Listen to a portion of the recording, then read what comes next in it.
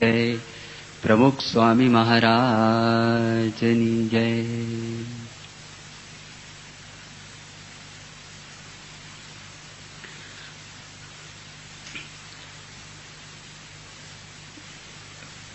ભારત વર્ષની અંદર સાહિત્યના ક્ષેત્રમાં કવિ કાલિદાસનું નામ બહુ મોટું છે. જેમ અંગ્રેજી સાહિત્યમાં શેક્સપિયર છે એનું નામ મોટું છે, એના કરતાં પણ વિશેષ કાલિદાસનો મહિમા છે, એની મહત્તા છે. સંસ્કૃતની અંદર એમણે લખેલું છે અને કમનસીબની વાત એ છે કે દુનિયાના ઘણા બધા માણસોને સંસ્કૃતમાં પ્રવેશ નથી. પણ જો સંસ્કૃતનો અભ્યાસ કર્યો હોય અને ઇંગ્લિશ લિટરેચરનો પણ અભ્યાસ કર્યો હોય તો એ વ્યક્તિ છે બંનેની સરખામણી કરી શકે અને એને ખબર પડે કે શેક્સપિયરનો કોઈ વિસાત નથી. એટલી બધી અદ્ભુત કાલિદાસ એમણે મહાકાવ્ય લખેલા છે. એ મહાકાવ્યમાંથી એક કાવ્ય છે રઘુવંશ. એ રઘુવંશનું પોતે વર્ણન કરે છે તો તે વખતે પ્રથમ સર્ગની અંદર જ એક શ્લોક આવે છે. એમાં પોતે આ વંશનું વર્ણન કરતા એ કહે છે ક્વ સૂર્ય પ્રભવો વંશક્વ ચાલ્પ વિષયામતી. એ કે ક્યાં આગળ સૂર્યથી ઉત્પન્ન થયેલો વંશ અને મારી મતિ છે એકદમ અલ્પ છે. એક નાની હોડીથી માણસ આખો સમુદ્ર તરવા માટે પ્રયત્ન કરે અને જે સમુદ્રની અંદર મોટા મોટા મોજાઓ આવતા હોય તો નાની હોડી શું કરી શકવાની. હવે એક રાજાના વંશનું આ વર્ણન છે. રાજાના વંશનું વર્ણન કરતા પણ કાલિદાસ પોતે એવું કહે છે કે મારી બુદ્ધિ અહીંયા આગળ પહોંચતી નથી. તો ભગવાનના ચરિત્ર છે, ભગવાનના ચરિત્રમાં બુદ્ધિ પહોંચવી બહુ કઠણ કામ છે. અને એ ભગવાનનો જેમને સાક્ષાત્કાર છે એવા ગુણાતીત સંતો, એના જે ચરિત્રો છે એ ચરિત્રો સમજવા, એ ચરિત્રો ગાવા તો આપણે એક સૌભાગ્ય છે કે આપણે કંઈક હા ગડતલ કરી શકીએ છીએ. અને હકીકતની અંદર તો આપણે માર્ગે જ્યારે ચાલીએ, આપણા આચરણમાં કંઈક વસ્તુ આવે તે વખતે આપણે ખરેખર એમની મહત્તાનો ખ્યાલ આવે છે. કેવળ પ્રવચન કરવાથી અથવા કેવળ પ્રવચન સાંભળવાથી આપણને સંસ્કાર પડે છે અને કંઈક મહત્તાનો ખ્યાલ પણ આવે છે. પણ એ જો ખરેખર આપણને મહત્તા સમજવી હોય તો એમને જે આપણને માર્ગ ચીંધ્યો છે એ માર્ગે આપણે ચાલવું પડે તો જ આપણને ખબર પડે, નહીં તો ખ્યાલ ના આવે. ગઈકાલે સંતના મહિમાની આપણે વાત કરી, સંતના મહિમાનું આપણે વર્ણન કર્યું કે સંતની જીવનની અંદર કેવી જરૂરિયાત છે, પણ એ કેવા સાચા સંત જોઈએ અને જીવંત સંત જોઈએ. કાર્લ યુંગ નામના એક બહુ જ મોટા સાયકાઇટ્રિસ્ટ થઈ ગયા. એ પોતે સ્વિટ્ઝરલેન્ડના હતા. પશ્ચિમની અંદર એક બહુ બીજા મોટા સાયકોલોજીસ્ટ કહીએ તે વખતે બધી ડિફરન્સિએશન નહોતું. એ ફ્રોઈડ કરીને હતા. એ શરૂઆતમાં ફ્રોઈડના શિષ્ય થઈને પોતે રહેલા, પછી જુદા પડેલા. એ કાર્લ યુંગે પોતે એક વાત કરી, એ ગુરુની વાત કરે છે. કાર્લ યુંગ પોતે કહે છે, in my darkness I could have wished nothing better than a real live guru, one who would have disentangled from me the involuntary creation of my imagination. હજુ એક શબ્દ માણસ લખે છે, બહારની વ્યક્તિ છે.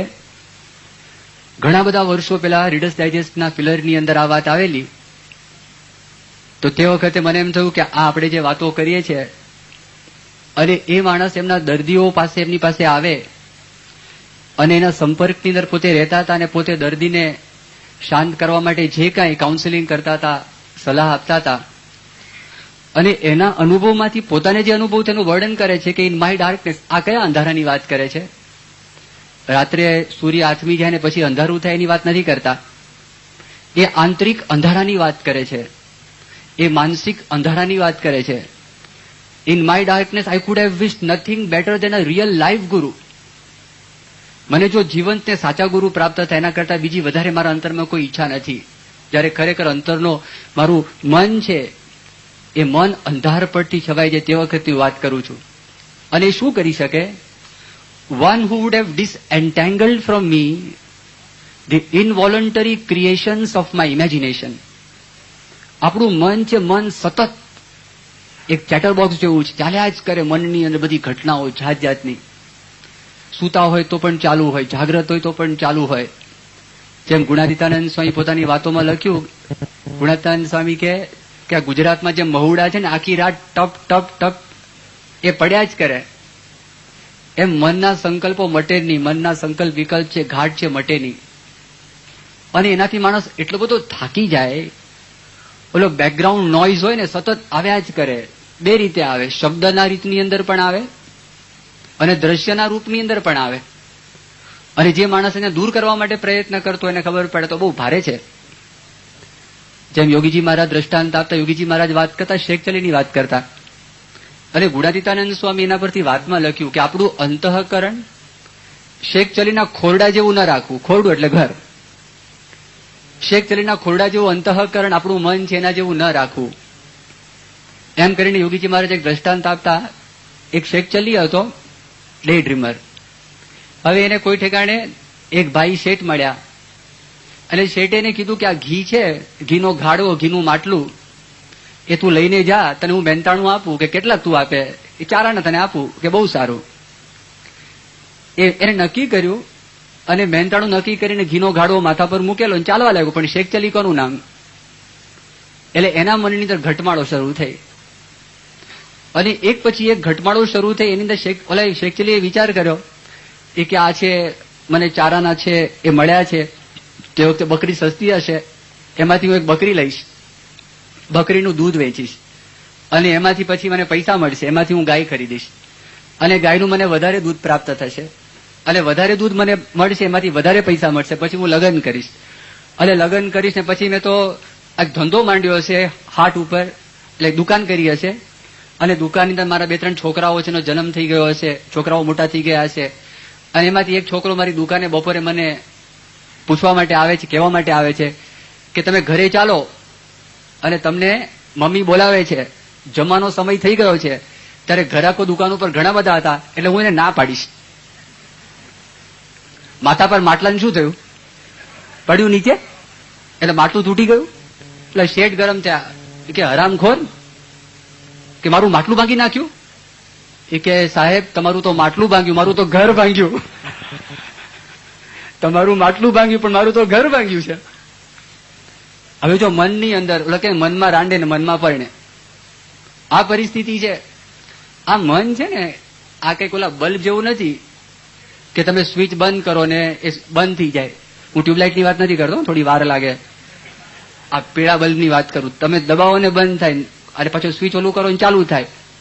તો મન એવું નથી. મને કે તું બંધ થા તો બંધ ના થાય અને મને તમે કહો આ નથી સંકલ્પ કરો ને એ જ સંકલ્પ કરે.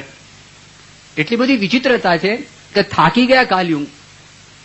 એને કીધું કે મારા જીવનની અંદર જો મને કોઈ સાચા ગુરુ પ્રાપ્ત થાય તો જ આ વસ્તુ બની શકે છે. આ શેખચલીના જો ખોરડા જેવું અંતઃકરણ છે તો જ એમાંથી ફેરફાર થાય, બાકી ફેરફાર ના થાય. તો ગઈકાલે આપણે પૂર્વ ભૂમિકા બાંધેલી એવા એક પરમ પાવનકારી, પરમ પુનિત, પરમ શ્રદ્ધેય, પરમ પૂજ્ય, પરમ આદરણીય, પ્રાતસ્મરણીય પ્રમુખ સ્વામી મહારાજ આપણને પ્રાપ્ત થયેલા છે. એના ચરિત્રની વિશે કંઈક વાત કરવાની છે.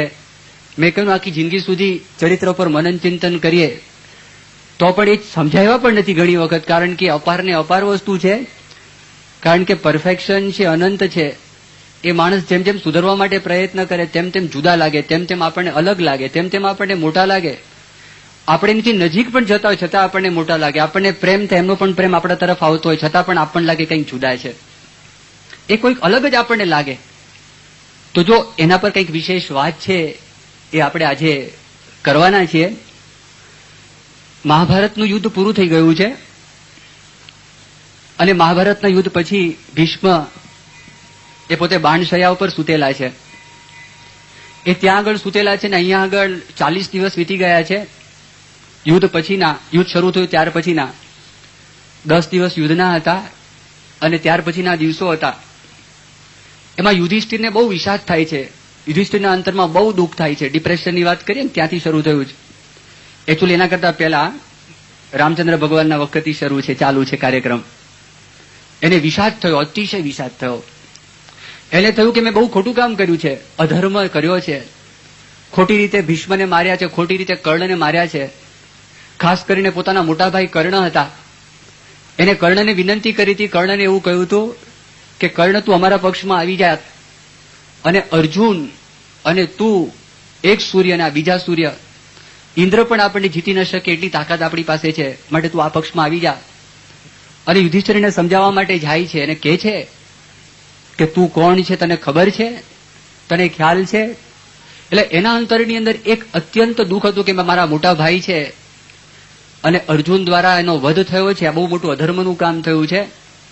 અને એ વિષાદમાં ને વિષાદની અંદર એકદમ પોતે બોલી ઉઠે છે કે મારે આ સંસારનો ત્યાગ કરી દેવો છે અને વનમાં જઈને મારે તપશ્ચર્યા કરવી છે. તે વખતે અર્જુન એને સમજાવે છે, અર્જુન એને ધર્મની વાત કરે છે, અર્જુન એને અર્થની વાત કરે છે અને યુધિષ્ઠિર તપની વાત કરે છે. સામસામે ત્યાં ઝઘડો થાય છે, સામસામે વિવાદ થાય છે. એને ભીમ પણ અર્જુનના પક્ષમાં ભળ્યા, દ્રૌપદી પણ અર્જુનના પક્ષમાં ભળ્યા. દ્રૌપદી પણ યુધિષ્ઠિરને સમજાવે છે કે અર્જુન કે છે બરાબર છે. ભીમસેન પણ સમજાવે છે કે અર્જુન કે છે બરાબર છે. ભગવાન વેદવ્યાસ પણ ત્યાં આગળ પધાર્યા અને ભગવાન વેદવ્યાસે પણ યુધિષ્ઠિરને સમજાયું અને યુધિષ્ઠિરને વાત કરી કે અર્જુન જે કે છે બરાબર છે, તું અત્યારે તપ કરવાનો વિચાર કરે છે, જંગલમાં જવાનો વિચાર કરે છે, એ વનવાસનો વિચાર કરે તારા માટે યોગ્ય નથી. પણ યુધિષ્ઠિરના મનનું સમાધાન થતું નથી. તે વખતે ભગવાન કૃષ્ણ કે છે, ભગવાન કૃષ્ણને સમજાવે, ભગવાન કૃષ્ણને કે તું સાંભળ, તું માન, ભગવાન વેદવ્યાસની આજ્ઞા તું માન, એ બરાબર કે છે. જ્યારે કૃષ્ણ ભગવાને વાત કરી તે વખતે યુધિષ્ઠિર સ્વીકાર કરે છે કે સારું, હું જંગલની અંદર નહીં જાઉં. ત્યાં સુધી ભગવાન વેદવ્યાસનું વચન પણ એમને મનાયું નહોતું, પણ ભગવાન કૃષ્ણએ કીધું તે વખતે પોતે સ્વીકાર કરે છે અને માને છે. હવે આ પ્રસંગ તો પતી ગયો, રાત પૂરી થાય છે. આ શાંતિ પર્વ છે મહાભારતના. એ શાંતિ પર્વ સૌથી મોટું પર્વ છે. એ પર્વની અંદર આ બધી વાતો આવે છે, કારણ કે યુદ્ધ પતી ગયા પછીની આ વાત છે.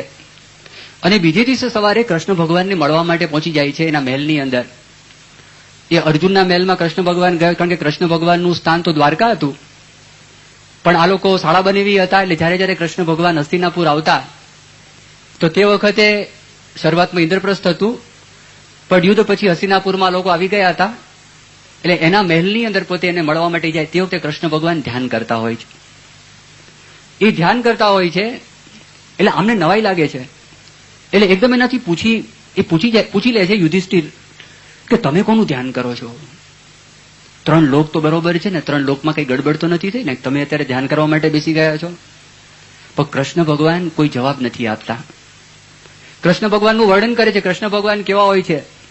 કોઈ નિશ્ચેષ્ટ વ્યક્તિ હોય, કોઈ થાંભલો હોય, કોઈ દિવાલ હોય, કોઈ પથ્થર હોય, એવી રીતે કૃષ્ણ ભગવાન ધ્યાનની અંદર તદાકાર થઈ ગયા હતા, લીન થઈ ગયા હતા. પછી ધ્યાનમાંથી જાગ્રત થાય છે. ફરી વખત યુધિષ્ઠિર સ્તુતિ કરે છે, ત્યારે જાગે છે. અને યુધિષ્ઠિર ફરી વખત પૂછે છે તમે કોનું ધ્યાન કરતા હતા? કૃષ્ણ ભગવાન કહે છે અત્યારે બાણશૈયા ઉપર ભીષ્મ પિતામહ સૂતા છે અને ભીષ્મ પિતામહ અત્યારે મારું ધ્યાન કરે છે. ભીષ્મ પિતામહ મને સંભાળે છે. ભીષ્મ પિતામહનું મન મારામાં છે, એટલે સ્વાભાવિક રીતે મારું મન પણ ત્યાં આગળ ખેંચાયેલું છે. અને યુધિષ્ઠિર, હું તને એક વાત કહું છું કે તારા મનમાં જે વિષાદ છે એનું સમાધાન કરવા માટે તું ભીષ્મ પાસે જા. કારણ કે ભીષ્મ જેવા કોઈ ધર્મજ્ઞ નથી, ભીષ્મ જેવા કોઈ જ્ઞાની નથી, ભીષ્મ જેવા કોઈ સદાચારી નથી. એને બધા શાસ્ત્રનું વ્યવસ્થિતપણે જ્ઞાન છે. તારા મનમાં જે પ્રશ્નો થયા હોય એ બધા પ્રશ્નોનું સમાધાન છે ભીષ્મ પિતામહ આપશે, માટે તું ત્યાં આગળ જા. યુધિષ્ઠિર ના પાડે છે. એને બીક લાગે છે. એમને ખબર છે કે અધર્મને લીધે ભીષ્મ જે પડ્યા છે અને ભીષ્મ અત્યારે જે વેદના ભોગવી રહ્યા છે, અને એ ભોગવાનું એ વેદનાનું એક કારણ પોતે પણ છે. કારણ કે અર્જુન એમને કઈ લડાઈ કરવા માટે જાત નહીં. જ્યાં સુધી યુધિષ્ઠિર મોટા ભાઈ હતા, મોટા ભાઈની આજ્ઞા ન મળે ત્યાં સુધી એ લડાઈ કરત જ નહીં. અને એમને જ્યાં સુધી કૃષ્ણ ભગવાનની આજ્ઞા ન થાય ત્યાં સુધી યુધિષ્ઠિર પણ લડત નહીં. એટલે એને મનમાં દુઃખ હતું કે હું કેવી રીતે જાઉં, પણ તમે મારી સાથે ચાલો, તમે આગળ રહો અને હું તમારી પાછળ આવું. એવી પરિસ્થિતિની અંદર હું ભીષ્મ પાસે આવી શકું, બાકી હું ના આવી શકું. તો કે વાંધો નહીં, એમ તો એમ તું એમ આવ.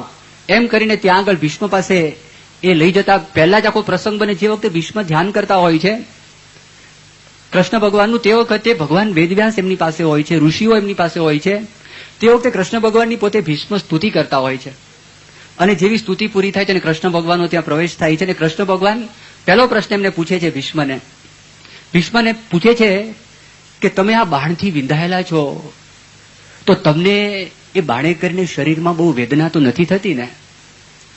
કારણ કે ઘણી વખત શરીરના દુઃખ છે એ મનના દુઃખ કરતા પણ વધારે, એ મનના દુઃખ કરતા પણ બળવત્તર છે. હકીકતની અંદર આપણે કેટલી વખત એવી રીતે સાંભળીએ કે મનના દુઃખ છે એ માણસને હેરાન કરી નાખે છે. ભૂત જેમ વળગે એમ માનસિક દુઃખો છે માણસને એવો ત્રાસ આપે, જેમ ભૂત છોડે નહીં માનસિક દુઃખ છોડે નહીં, કારણ કે બધી કલ્પના છે. પણ જો આ કૃષ્ણ ભગવાન પણ એક બહુ જ મોટા સાયકોલોજીસ્ટ હતા, કૃષ્ણ ભગવાન પણ બહુ મોટા સાયકાયટ્રિસ્ટ હતા.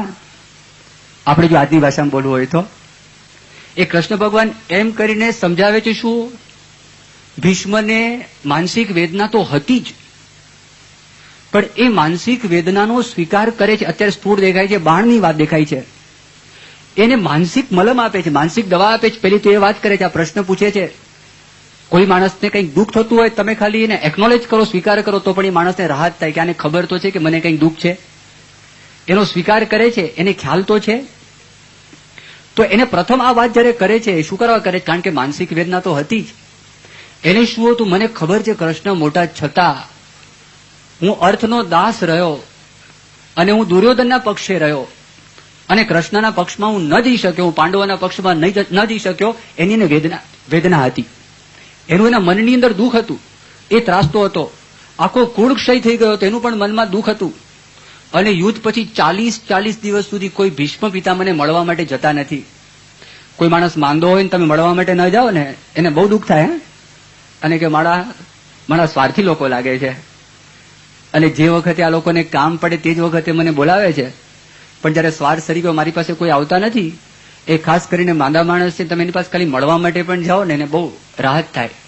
અને મન સ્વસ્થ હોય ને તો શરીરમાં આપોઆપ હિલિંગ શરૂ થઈ જાય, શરીરમાં રૂજ આવવા માંડે, એને મજા આવવા માંડે, એને સુખ આવવા માંડે. 40 દિવસ સુધી કોઈ ગયું નથી, એ હતું.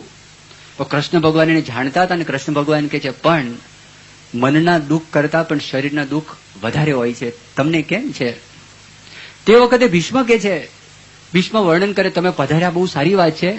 અને એને પૂછે તમે આવવાનું કારણ શું છે? તે વખતે કહે છે કે આ યુધિષ્ઠિરના મનમાં બહુ દુઃખ છે, યુધિષ્ઠિરના મનમાં ઘણા સંશય છે, એના મનમાં ઘણા બધા પ્રશ્નો છે, એને વિષાદ ઉત્પન્ન થયો છે, એનું સમાધાન તમે કરી આપો. તમે બધા પ્રશ્નના જવાબ, તમે ધર્મજ્ઞ છો અને આખા પૃથ્વીમાં તમારા જેવો કોઈ વ્યક્તિ નથી, માટે તમે કરી આપો. તે વખતે ભીષ્મ કહે છે કૃષ્ણ ભગવાનને, એ કૃષ્ણ, આ બાણની મને પીડા અતિશય થાય છે અને એનો દાહ પણ અતિશય છે અને અત્યારે હું શક્તિહીન થઈ ગયો છું, હું પ્રતિભાહીન થઈ ગયો છું. મારી પાસે એવી કોઈ શક્તિ નથી, મારી પાસે એવી કોઈ બુદ્ધિ નથી કે કોઈ વ્યક્તિના પ્રશ્નનું સમાધાન કરી શકું. પણ કૃષ્ણ ભગવાનના મનમાં ઈચ્છા હતી કે કૃષ્ણ ભગવાનને એના દ્વારા સમાધાન કરાવું. તો કૃષ્ણ ભગવાન તે વખતે પોતાની લોકોત્તર શક્તિનો ઉપયોગ કરે છે, પોતાની દૈવી શક્તિનો ઉપયોગ કરે છે. અને દૈવી શક્તિનો ઉપયોગ કરીને કૃષ્ણ ભગવાન એને કહે, હું તને વરદાન આપું છું કે તને ભૂખ નહીં લાગે, તરસ નહીં લાગે, તને દાહ નહીં થાય, પીડા નહીં થાય, તને મૂર્છાનો અનુભવ નહીં થાય, ગ્લાનીનો અનુભવ નહીં થાય, મારું તને વરદાન છે, જા. અને શરીરના દુઃખ શાંત કરી નાખે છે, મનના દુઃખ શાંત કરી નાખે છે. એ દિવસ પૂરો થાય છે અને કૃષ્ણ ભગવાનને યુધિષ્ઠિર પાછા આવે છે અને બીજે દિવસે ફરી વખત ત્યાં આગળ ઉપદેશ ગ્રહણ કરવા માટે પધારે છે. અને પહેલો જ પ્રશ્ન કૃષ્ણ ભગવાન એ ભીષ્મને પૂછે છે. અને ભીષ્મને પૂછે છે, પ્રશ્ન શું પૂછે છે? એ પ્રશ્ન પૂછે છે કે તમને રાત્રે ઊંઘ તો બરોબર આવી હતી ને? તમને મનની અંદર કોઈ દુઃખ તો નહોતું ને? એને કહે છે, હે ગોવિંદ, તવ પ્રસાદાત, તમારી કૃપાથી શરીરમાં કોઈ દુઃખ નથી, તમારી કૃપાથી મનની અંદર પણ મને કોઈ દુઃખ નથી અને મારી બુદ્ધિ છે એ પણ વ્યવસ્થિત ખીલેલી છે. અને જેમ હાથમાં કોઈ માણસ ફળને જોઈ શકે એવી રીતે ભૂત ભવિષ્ય વર્તમાનને અત્યારે હું જોઈ શકું છું અને હું સંપૂર્ણ તૈયાર થયેલો છું. પણ મારા મનની અંદર એક પ્રશ્ન છે કે તમારી કૃપાથી મને જો આવો અનુભવ થયો તો તમે યુધિષ્ઠિરના પ્રશ્નનું સમાધાન કેમ કરતા નથી? તો તે વખતે કૃષ્ણ ભગવાન કહે છે, અત્યારે તો બધાને ખબર પડી ગઈ છે કે હું ભગવાનનો અવતાર છું, એટલે અત્યારે હું કંઈક જવાબ આપું તો એ જવાબ માનવ સહજ જવાબ નથી, એ વિજાતીપણું આવી જશે. જેમ સ્વામિનારાયણ ભગવાને પણ પોતે વાત કરી કે ભગવાન જયારે આ લોકમાં પધારે છે માણસ જેવા થાય, સજાતી થાય છે. સજાતીમાં હેત થાય. Birds of a feather flock together. પંખી હોય ને એક સરખા, કાગડા કાગડા સાથે હોય, પોપટ પોપટ સાથે હોય, ચકલીઓ ચકલીઓ સાથે હોય, કોયલ કોયલ સાથે હોય, ગધેડા ગધેડા સાથે હોય, બધા એક પોતાની સજાતી હોય. એમ ભગવાન માણસ જેવા થાય, માણસની જેમ વર્તે, પોતાનું ઐશ્વર્ય વાપરે નહીં, કોક વખત ખાલી વાપરે. પણ જો અત્યારે બધાને ખબર છે, અત્યારે જો હું કહેવા માંડું તો એનો કોઈ બહુ વિશેષ એમાં મજા નહીં આવે. અને બીજું કારણ એ છે કે મારે તમારો યશ આખા પૃથ્વીની અંદર પ્રવર્તા હોય છે કે ભીષ્મ જેવા કોઈ ધર્મના જ્ઞાતા નથી, શાસ્ત્રના જ્ઞાતા નથી. એ મારી અંતરમાં ઈચ્છા છે, એટલા માટે મેં તમને નિમિત્ત બનાવેલા છે. પણ જયારે આ પ્રસંગ બને છે ને, એમાં એક મહત્વની વાત એ આવે છે કે આખા મહાભારતની અંદર કોઈ ઠેકાણે કૃષ્ણ ભગવાનની દિનચર્યાનું વર્ણન કરેલું નથી. પણ એ અધ્યાયની અંદર કૃષ્ણ ભગવાન એના દિનચર્યાનું વર્ણન કરે છે. કૃષ્ણ ભગવાન શું કરે છે ત્યાં સુધી ભગવાન વેદવ્યાસે કૃષ્ણ ભગવાનની દિનચર્યાનું વર્ણન કરેલું નથી. આ દિનચર્યા એટલા માટે મહત્વની છે, એટલા માટે અગત્યની છે, અત્યારે પણ એની કન્ટિન્યુટી આપણને દેખાય છે. આ 5000 વર્ષ પહેલાની વાત છે અને અત્યારે પણ આપણને એના અંશો દેખાય છે, ખ્યાલ આવે છે. ભગવાન વેદવ્યાસનું વર્ણન કરે છે. કૃષ્ણ ભગવાન સવારના ઉઠીને ધ્યાન કરતા હતા. જો શ્રીજી મહારાજે પણ શિક્ષાપત્રીમાં વાત કરી. શ્રીજી મહારાજે શિક્ષાપત્રીમાં વાત કરી. મહારાજે કહ્યું કે અમારા હરિભક્તો તમે જેવા પલંગમાંથી જાગ્રત થાવ, બેગ ટી ના માગવી. આ તો પશ્ચિમની સંસ્કૃતિ છે, ઊંધી પાડી દેવી સંસ્કૃતિ છે. પણ શરૂઆતમાં પહેલી જ વાત કરે છે અને સમજાવે છે. કઈ વાત કરે છે કે શરૂઆતમાં ભગવાનનું સ્મરણ કરવું. કૃષ્ણ ભગવાન શરૂઆતમાં ઉઠીને ધ્યાન કરતા, ધ્યાન પછી સ્નાન કરતા, સ્નાન કર્યા પછી મંત્ર જપ કરતા, મંત્ર જપ કરતા એ ગ્રહસ્થ હતા એટલે અગ્નિહોત્ર કરતા, બ્રાહ્મણોને પોતે દાન આપતા, બ્રાહ્મણો દ્વારા પાઠ કરાવતા અને સ્વસ્તિ વાચન કરાવતા. એ કર્યા પછી મંગળ વસ્તુઓનો સ્પર્શ કરતા. મહાભારતમાં વર્ણન કરેલું છે, મંગળ વસ્તુઓનો સ્પર્શ કરતા. જો કૃષ્ણ ભગવાન વર્ણન કરેલું છે. હવે પ્રભુ સ્વામી મહારાજની દિનચર્યા છે, દિનચર્યાનો વિચાર તમે કરો. દેખાય સામાન્ય, ગઈકાલે વાત કરી, આપણને થોડો ખ્યાલ પણ આવવો જોઈએ. આટલા મોટા વ્યક્તિ છે, મોટી ઉચેરા લોકોતર પુરુષ છે, એ દિવ્ય પુરુષ છે, એ સાચા સંત છે, ભગવાનનો અમને અનુભવ છે, ભગવાનનો સાક્ષાત્કાર છે. એમની દિનચર્યા કેવી છે? શરૂઆતમાં સ્વામી દિવસ ઉગે તો વહેલા પોતે જાગ્રત થાય. જાગ્રત થઈને પ્રથમ એ ભગવાનનું સ્મરણ કરે છે.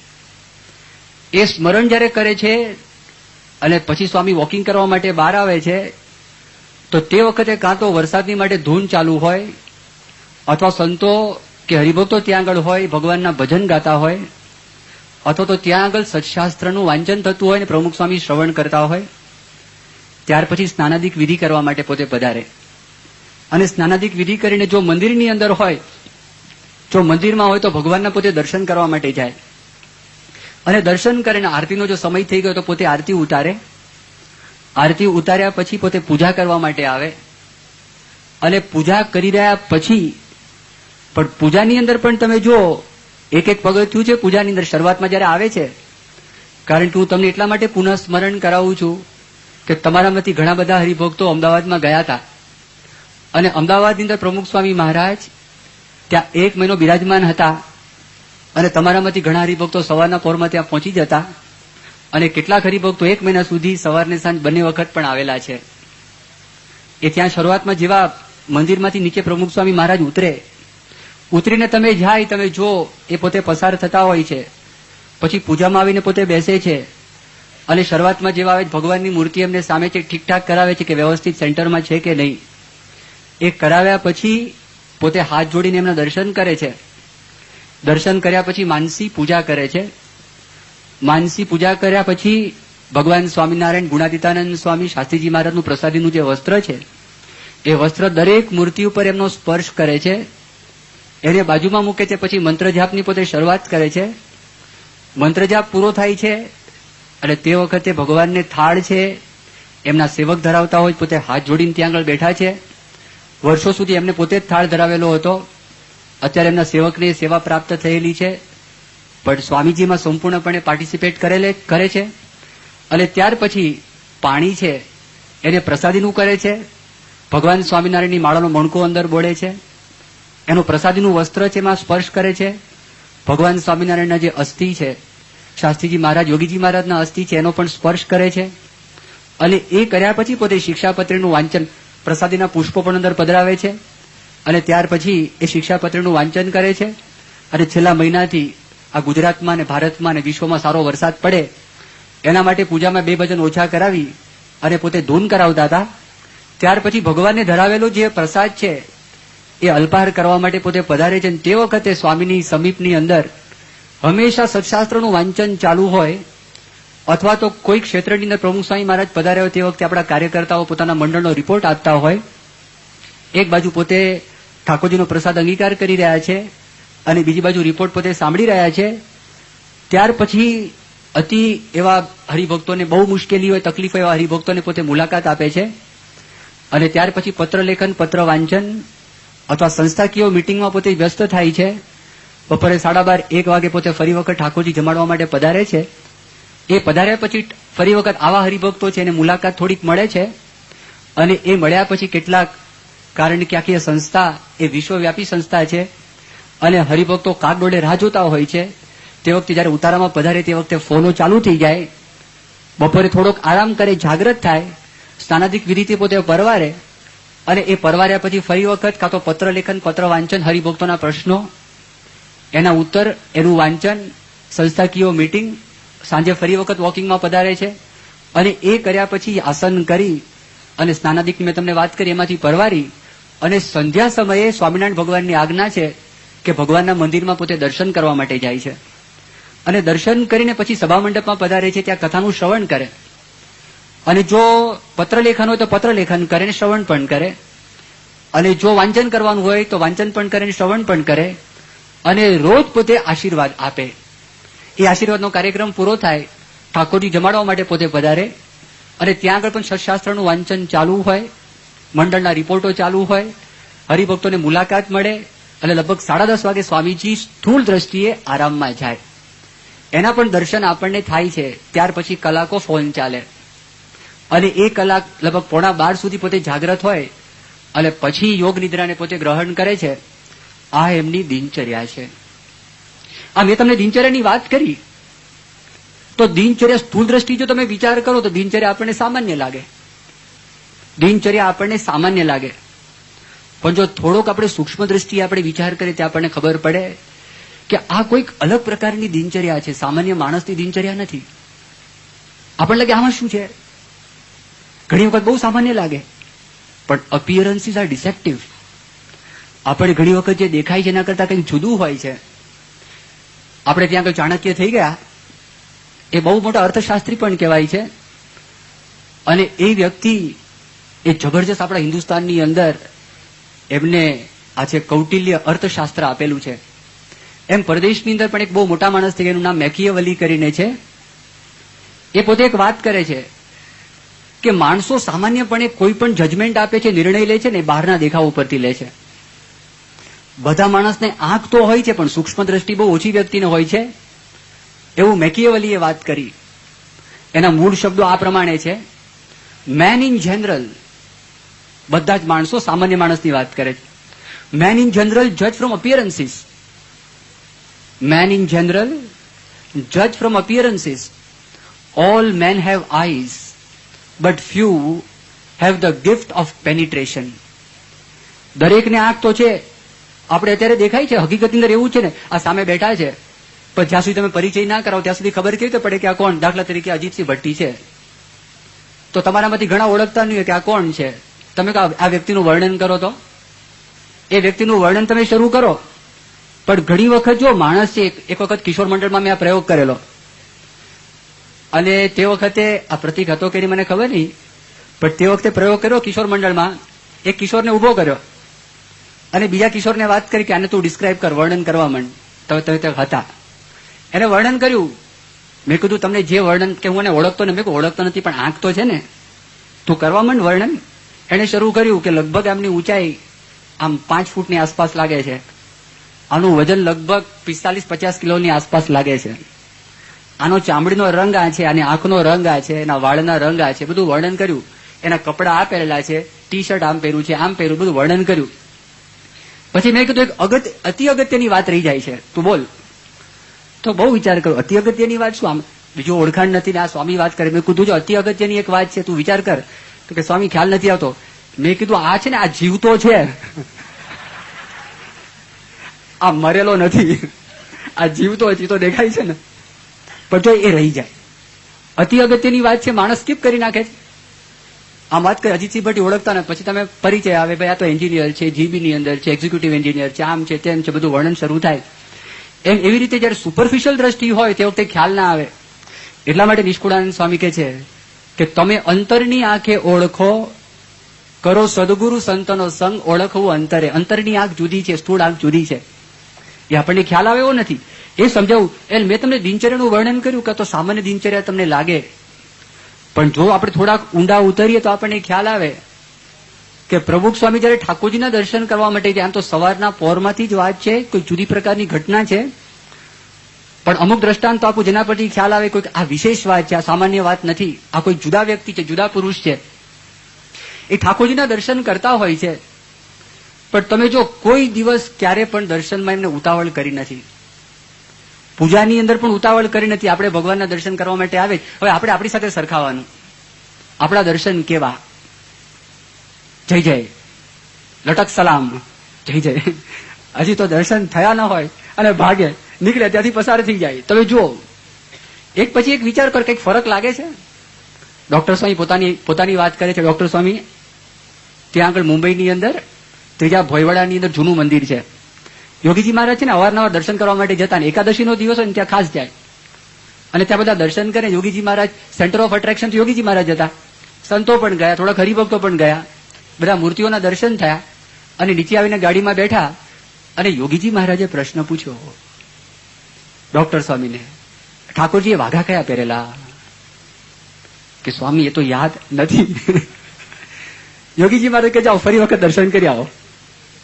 એ કયા વાઘા પહેરેલા ફરી વખત દર્શન કરી આવો.